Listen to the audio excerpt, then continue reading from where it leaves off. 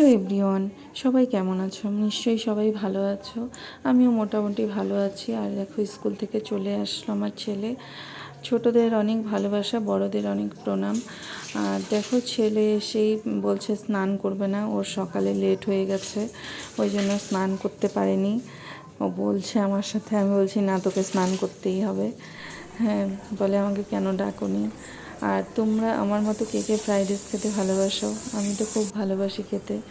আর দেখো, আজকে রান্না হয়েছিল, ফ্রাইড রাইস হয়েছিল, সাথে ভেজ ডাল হয়েছিল, কোয়াশ দিয়ে, গাজর দিয়ে আর পেঁপে দিয়ে। আর সাথে ছিল বেগুন ভাজা, শসা। আর দেখো, ফুলকপি আলুর রসা তখনও হয়নি, আমি তখন করছিলাম।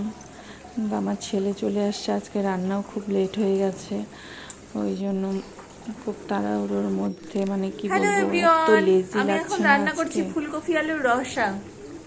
আজকে আমাদের পুরোই নিরামিষ, শুক্রবার, শুক্র শনি দুদিনই আমাদের নিরামিষ। আমি রান্না করছি দেখো।